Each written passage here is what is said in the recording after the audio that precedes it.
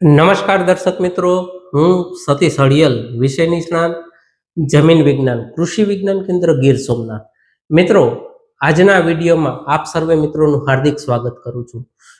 મિત્રો, આજે આપણે ચર્ચા કરવા જઈ રહ્યા છીએ શિયાળુ ઋતુમાં વવાતા એવા ખૂબ અગત્યના કઠોળ વર્ગના પાક કે જે છે ચણાનો પાક. તો આ ચણાના પાકમાં છેલ્લી માવજત કઈ કરવી? ચણાનો પાક છે એ 70 થી 80 દિવસની અવસ્થાનો થાય એ સમયે એને કયા પોષક તત્વોની જરૂરિયાત છે અને એને છેલ્લી માવજતના સ્વરૂપે આપણે કયું ખાતર આપવું જોઈએ, જેથી કરી અને આપણે ચણાના પાકમાં ખૂબ સારું ઉત્પાદન મેળવી શકીએ, ગુણવત્તાસભર દાણા મેળવી શકીએ અને આપણે પાકમાંથી ખૂબ સારો ફાયદો મેળવી શકીએ.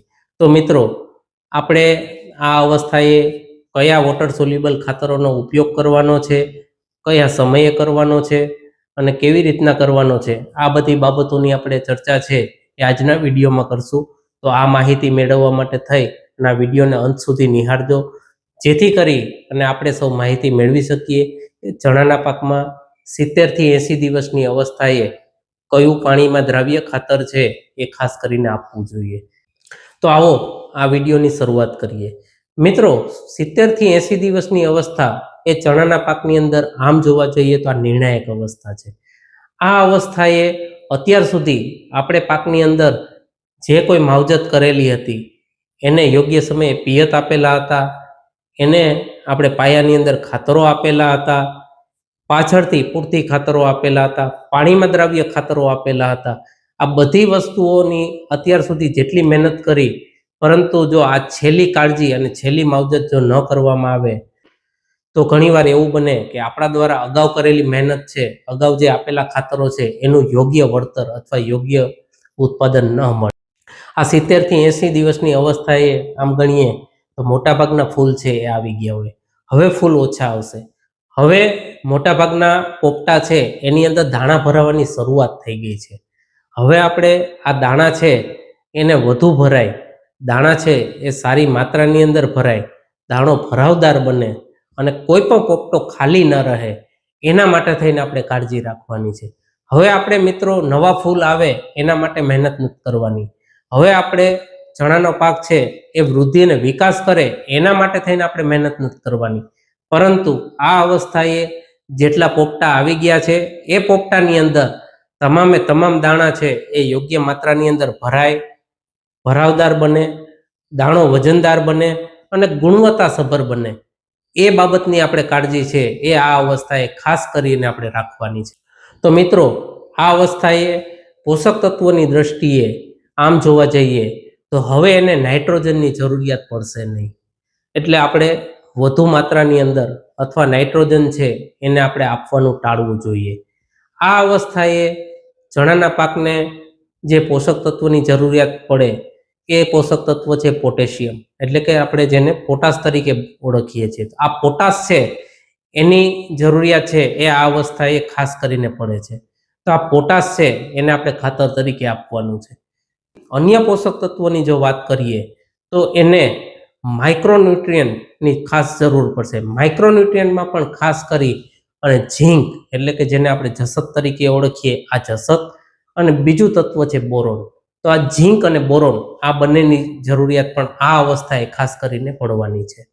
તો મિત્રો, આ ત્રણ તત્વોને આપણે આ 70 થી 80 દિવસની અવસ્થા થાય એ સમયે ચણાના પાકની અંદર છંટકાવ સ્વરૂપે પંપમાં ખાતરનું દ્રાવણ બનાવી અને આપણે ઉપરથી આપવાના છે.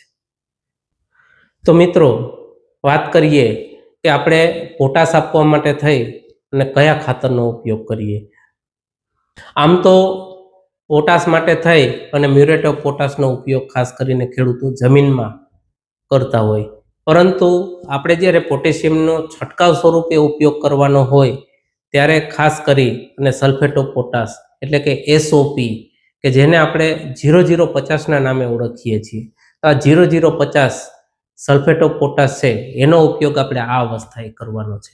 તો હવે આપણે પંપની અંદર 1% સુધીનું દ્રાવણ છે એ બનાવી અને આપણે SOP ખાતરને આપવાનું છે. એટલે કે 10 લીટર પાણી જો લઈએ તો એની અંદર 100 ગ્રામ સલ્ફેટ ઓફ પોટાશ, એટલે કે SOP ખાતર છે એનું દ્રાવણ બનાવી અને આપણે પંપ મારફતે ઉપરથી છંટકાવ કરવાનો છે. તો આ એસઓપીનો 70 થી 80 દિવસની અવસ્થાએ છેલ્લા છંટકાવ તરીકે જે ચણાના પાકની અંદર જે આખરી માવજત કરવાની છે એ આખરી માવજતના સ્વરૂપે આપણે આ એસઓપીનો ઉપયોગ કરવાનો છે. હવે આપણે આ એસઓપીના ઉપયોગના ફાયદા વિશે જો વાત કરીએ તો એના ઉપયોગથી પાણીની જાળવણી છે એ ખૂબ સારી માત્રાની અંદર થઈ શકે છે. એટલે કે આપણો પાક છે એ આ અવસ્થાએ પાણીની ખેંચ અનુભવે નહીં. ત્યાર પછી જેટલા પોપટા બેસેલા છે એ પોપટાની અંદર દાણો ખાલી ન રહે, કારણ કે પોટાશ છે એ વધુમાં વધુ દાણા ભરાવવા માટે થઈ અને પાકને પ્રેરિત કરશે. પાણીની યોગ્ય જાળવણી હશે તો આ પાણીની યોગ્ય જાળવણી હશે તો આપણે આ દાણો ભરાવવા માટે થઈ અને ખૂબ મદદ મળશે. અને વધુમાં વધુ દાણા છે એની ગુણવત્તાને સુધારવા માટે થઈ ને પણ આ એસઓપી છે એ ખૂબ અગત્યનું ખાતર છે, એટલે કે ખૂબ ફાયદારૂપ ખાતર છે. તો મિત્રો, આપણે આ સલ્ફેટ ઓફ પોટાશ એટલે કે આ એસઓપીનો ઉપયોગ કરી અને આપણે આ અવસ્થાએ ચણાના પાકની અંદર વધુમાં વધુ પોપટાને ભરાવદાર બનાવવા માટે થઈ અને આપણે મહેનત કરવાની છે. તો આપણે આ એસઓપી ખાતરનો ઉપયોગ છે એ આ અવસ્થાએ આપણે કરવાનો છે, એની ભલામણ છે. તો મિત્રો, હવે વાત કરીએ આપણે માઇક્રોન્યુટ્રિયન્ટ આપવા માટેની. તો જે સૂક્ષ્મ તત્વો આપવાના છે કે જે આપણી જરૂરિયાત છે જસત અને બોરોનની, તો એ આપવા માટે થઈ અને માઇક્રોન્યુટ્રિયન્ટ મિક્સચર ગ્રેડ નંબર 4 એને આપણે એક પંપની અંદર 15 થી 20 ગ્રામ જેટલું લઈ અને આપણે ઉપરથી છંટકાવ કરીએ તો જસત અને બોરોન આ બંનેની જરૂરિયાત છે એ આપણે આ ખાતર મારફતે પૂર્ણ કરી શકીએ છીએ. ઝીંક અને બોરોન આપવાથી ફાયદો એ થાય કે દાણા પૂરેપૂરા ભરાશે અને દાણા છે એ વજનદાર બનશે. અને છોડ છે એની અંદર જો સહેજ પીળાશ દેખાતી હોય તો આ જસતના લીધે થઈ અને પીળાશ પણ દૂર થશે. તો મિત્રો, આ ઝીંક અને બોરોન આપવા માટે થઈ અને માઇક્રોન્યુટ્રિયન્ટ મિક્સચર ગ્રેડ 4 એને આપણે આપવાનું છે. તો મિત્રો, આ અવસ્થાએ આપણે આમ જોઈએ તો આ 3 વસ્તુઓનો ઉપયોગ કરવાનો છે. સલ્ફેટ ઓફ પોટાશ એસઓપીનો એક પંપમાં 1% દ્રાવણ અને માઇક્રોન્યુટ્રિયન્ટ મિક્સચર 15 થી 20 ગ્રામ લેખે આપણે એક પંપની અંદર ઓગાળી અને ઉપરથી છંટકાવ કરવાનો છે. તો મિત્રો, આ બાબત થઈ ચણાના પાકમાં છેલ્લી માવજત તરીકે આપણે કયા ખાતર આપવાના, કયા પોષક તત્વો આપવાના. મિત્રો, ખાસ યાદ રાખજો કે આપણે જ્યારે આ ખાતરોનો છંટકાવ કરવાનો હોય તો ખાસ કરી અને બપોર પછીના ભાગમાં આપણે આ છંટકાવ કરવાનો, કે તડકો ના હોય એ અવસ્થાનું આપણે ધ્યાન રાખવાનું છે. બને ત્યાં સુધી સાંજનો સમય પસંદ કરીએ તો એ યોગ્ય રહેશે. ત્યાર પછી પવનની દિશા, પવન છે એની ગતિ જો વધુ હોય તો એવા સમયે આપણે આ છંટકાવને ટાળવો જોઈએ. એટલે કે પવનની ગતિ વધુ ન હોય એવા સમયે અને ઠંડા પોરે આપણે આ ખાતરોનો પાણીમાં દ્રાવ્ય બનાવી અને છંટકાવ કરવાનો છે. તો મિત્રો, આ બાબત થઈ ચણાના પાકની અંદર આપવાના જે પોષક તત્વોની અને છેલ્લા છંટકાવ તરીકે આપણે જે તત્વો આપવાના છે એના માટેની. તો મિત્રો, આ માહિતી જો તમને પસંદ આવી હોય તો અન્ય ખેડૂત મિત્રો સુધી આ માહિતીને ફોરવર્ડ કરજો અને અમારી ચેનલને સબસ્ક્રાઇબ કરવાનું ભૂલતા નહીં. ધન્યવાદ.